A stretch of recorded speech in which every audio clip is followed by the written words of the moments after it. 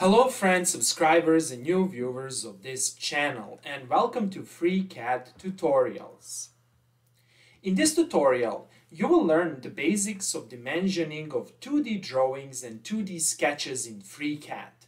This is the first thing you need to learn when studying any 3D CAD modeling software, since 3D models are often created by extruding the 2D drawings.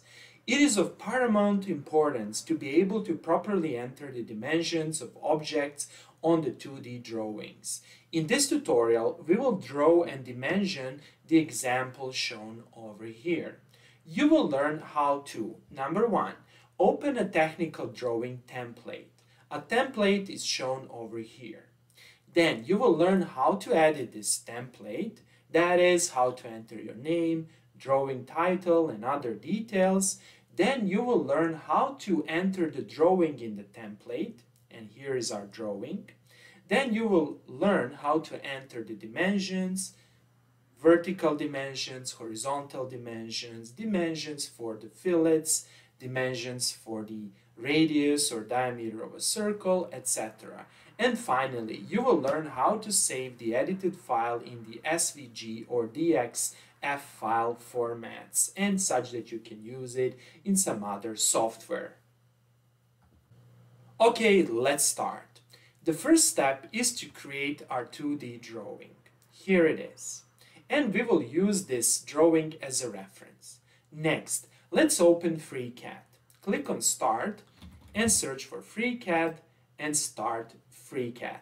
In this video tutorial, I will assume that you are completely new to FreeCAD or that you have only some basic knowledge of FreeCAD, and consequently, I will spend more time explaining some basic things. Once you open FreeCAD, click on File and click on New to create a new document. Next, locate this drop-down menu and click here. Then click on Part Design. Let's create our sketch. To create our sketch, click here on Create Body. Then click on Create Sketch. Over here you have several options for your plane. Let's select the XY plane. And here we are. The first step is to explain how to navigate the view. For that purpose, I will construct a simple shape. I will click here and I will create a circle. The center will be over here, and here it is. To translate the view, or better to say to pan the view, you need to press and hold the middle mouse button and move left and right.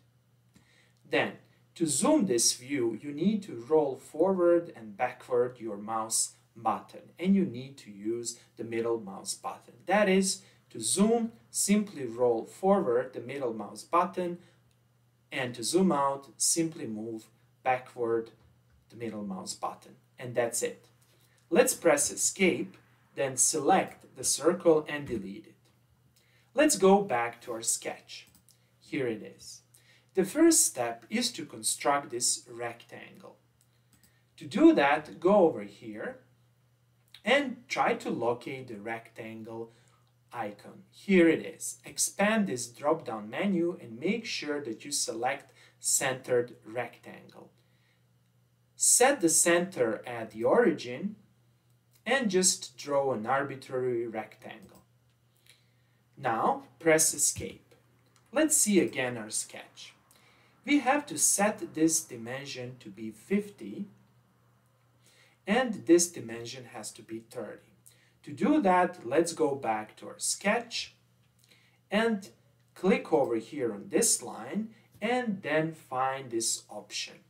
Constrain horizontal distance. Click here and put 50 here. Here it is.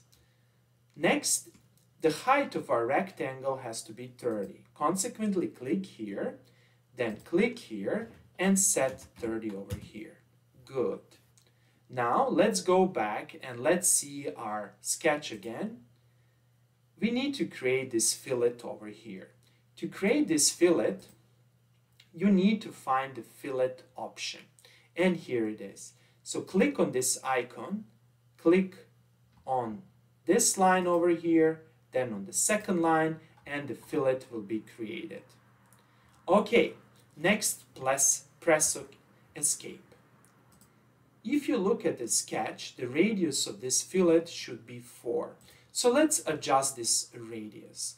To adjust the radius, click over here, then over here, find this option, constrain arc or circle, and enter the radius to be equal to 4.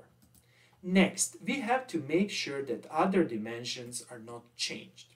That is, the distance from this point to this point has to be 50. So let's make sure that this is the case. Click here and click here. Then again, click here, and you can see the dimension changed. For some reason, while creating the fillet, this dimension changed. So set this dimension to be 50. Again, let's expand this. And from here to here, you need to make sure that it's 30 again. So select these 2 points, click here, and make sure that this is 30. In practice, it's better first to create fillets and then to constrain the dimensions. Okay, let's continue. Next, let's create these 2 circles and let's constrain their dimensions. Okay, piece of cake.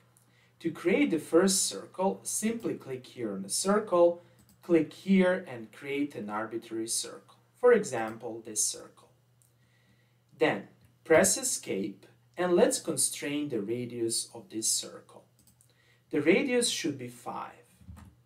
To do that, again, click on the circle and find this icon, constrain arc or circle, and enter the radius, or actually the diameter. Here is the diameter. It's equal to 5. Good. Next, we have to make sure that the center of circle is horizontally displaced 5 and vertically displaced 5 from this point over here. Let's do that. First of all, select this point over here, then select this point over here, then do the following.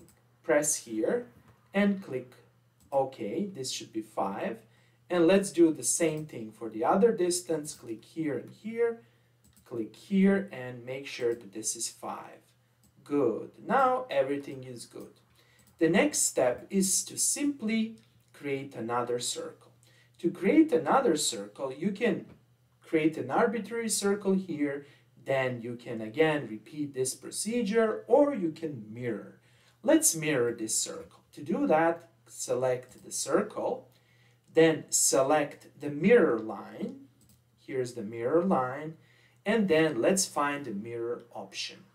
In FreeCAD, mirror is not called mirror, it's called symmetry. So simply click here on symmetry, and here it is. Here's the second circle. Good. Now we have 2 circles. They are properly located, and the next step is to create this chamfer. First of all, we will create a point over here, then we will create a line, and then we will trim. Let's do that. So let's go back to FreeCAD and let's construct an arbitrary point on this line. Click here and you can see that the cursor is snapped to the line. So click here and here's the point. Press escape and then let's draw a line from here. Click here, select the point and simply draw a line. Angle should be arbitrary. Here it is. Press escape. The next step is to set the proper angle. This line has to make an angle with 120 degrees with respect to this line, or if we draw a horizontal line over here, the angle should be 30 degrees. So let's do that. To constrain the angle, simply select the line, then select this line over here, and search for this option, constrain angle, and over here set the angle. You will see the angle over here, and let's set the angle to be 30, and here it is. And finally, let's trim everything.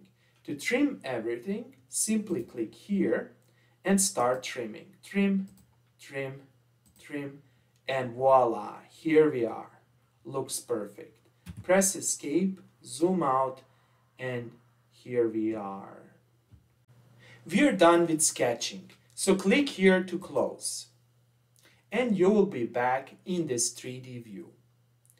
Now we are ready to enter the dimensions. However, before entering the dimensions, we have to make one small adjustment.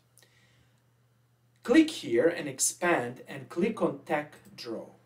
Tech Draw menu is used to enter the dimensions. Now click on Edit and click on Preferences, and over here find Tech Draw and click on Annotation. Make sure that Show Center Marks and Print Center Marks are selected and click OK. The first step is to create our template. What is a template? Well, if I go back to my sketch, you will see that this sketch or this drawing is entered in this template. This template will contain the author name, drawing title, FreeCAD drawing, and other things. So let's do that. Let's create this template. Let's go back over here and locate this option. Insert page using template. Click here, and over here you will see a list of available templates. These are the standard templates for entering drawings. So let's find over here A4 portrait, and let's use ISO standard. Click on open, and here it is. Looks beautiful. Over here you can enter the author name, so double click and let's call it your name, John Doe. This is a generic name. Owner name, again we can say Emily Doe, and here we can put approver, John Doe father, for example, to make it a little bit humorous. And over here you can enter the title, for example, my first drawing. And you can enter some other details such as part number, drawing number, date, etc. Good. Over here you will notice that the page is created under your unnamed object. This is very important. Good. So let's go back over here by clicking, and let's entering the dimensions and entering this view. Before we proceed with entering the dimensions, it's very important to explain the following. Namely, it might happen that you rotate this view. For example, I can rotate the view like this. And to rotate in 3D, you need to press and hold the middle and the right mouse button. Now, if you want to get the top view, you need to click here. And right now, the top view will be fine. However, you might rotate in the 3D view such that the top view might contain a rotated object. To get the default view, you can click on View, and over here, you need to find the proper option. You need to find the standard view and click on Home. And this will bring the view back to the home view. Next, you can click on top and everything will be fine. Once you click here, make sure that you select the object. To do that, you can simply click here on Sketch. That is, make sure that over here Sketch is selected, and this is reflected in the fact that all the lines are green over here. After you do that, to create a 2D view and to enter it in the template, you need to click here, Insert View. And after you click here and go to the template, you will see the view over here. Perfect. The issue with this current view over here is that it's too small. So let's increase the size of this view over here.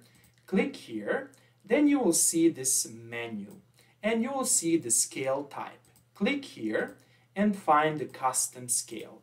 And over here you can adjust the scale. Let's start with 2. And here it is. Now it's being 2, right? And now it looks much better. However, let's move this a little bit up. To move up, simply click here on View and move it up. Again, to move, click here on View and move it up or down, wherever you want to put it. Let's put it over here. Good.